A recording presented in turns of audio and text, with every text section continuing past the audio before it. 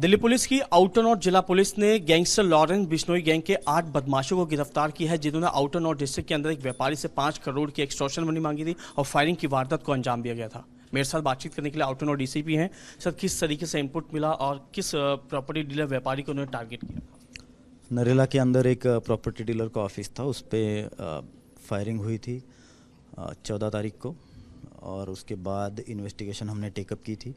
5 करोड़ की फिरौती मांगी थी। लॉरेंस बिश्नोई का नाम उसमें यूज़ किया गया था। जोरा नाम का आदमी जो था वो कॉल कर रहा था, और उसमें हमने इन्वेस्टिगेशन टेकअप करके पूरे इकोसिस्टम को जो उसमें थे उन सबको अरेस्ट कर लिया है। उसमें जो यहाँ के जोरा के लोकल हैंडलर्स थे, एक राहुल इलियास कट्टा है और एक वंश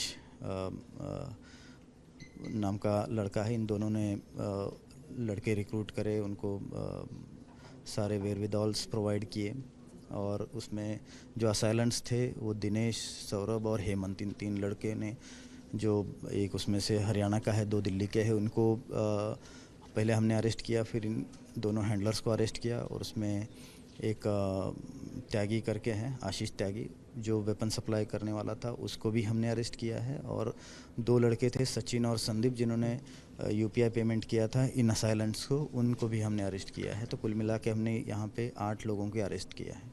सर, जोरा का नाम आ रहा है, क्या जोरा इंडिया में है या बाहर है, या लॉरेंस गैंग का बहुत करीबी है? अभी उसके रिगार्डिंग हम फर्दर इन्वेस्टिगेशन कर रहे हैं। ये बात कंफर्म है कि वो इंडिया में नहीं है, वो बाहर है, और वो वीपीएन यूज़ कर रहा है। तो उसकी जो आईपी की से भी जो डिटेल्स आ रही है वो भी fictitious है। तो हम उसको फर्दर ट्रैक कर रहे हैं। तो सर, जोरा ने कॉल करके बिश्नोई के नाम से एक्सटॉर्शन मांगी? यस।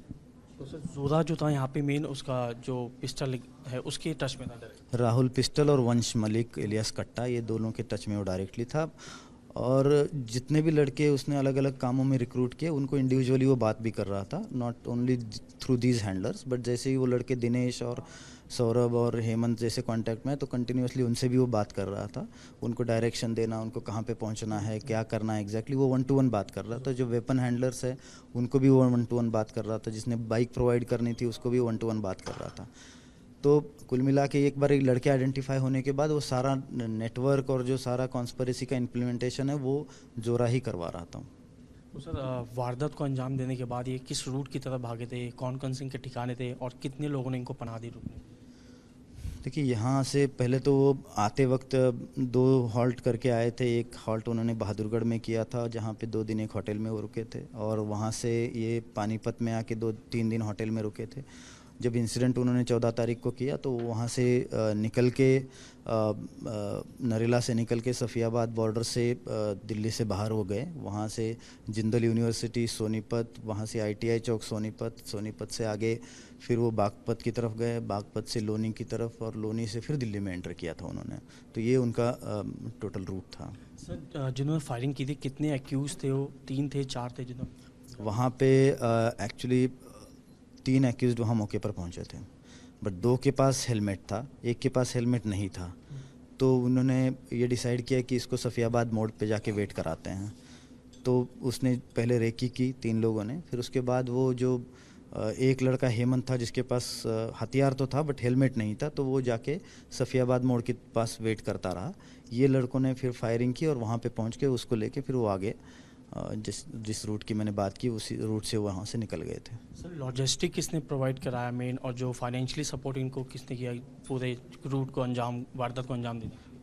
इसमें लॉजिस्टिकली बेसिकली इनको बाइक प्रोवाइड कराई गई थी, वेपन 3 दिए गए थे और पैसा दिया गया था। तो वेपन देने वाला तो आशीष त्यागी, उसको हमने अरेस्ट कर लिया है। बाइक जो राहुल ने दी थी, राहुल इलियास पिस्टल, इसको भी हमने अरेस्ट किया हुआ है। बाइक भी हमने रिकवर की है। और सचिन और संदीप, ये 2 लड़के हैं जिन्होंने UPI पेमेंट करके इनको पैसा प्रोवाइड किया था।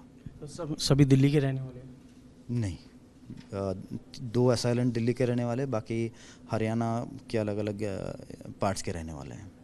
डीसीपी आउटर ने पूरी जानकारी दी है कि इस पूरे मामले में 8 बदमाशों को गिरफ्तार किया है। इनसे जो लॉजिस्टिक था वो भी प्रोवाइड किया गया है। जिसने गाड़ी मुहैया कराई थी उसको भी पुलिस ने अरेस्ट किया और आगे की इन्वेस्टिगेशन की जा रही है। वीडियो जर्नलिस्ट विकास के साथ साहिल भामरे, रिपब्लिक भारत, दिल्ली।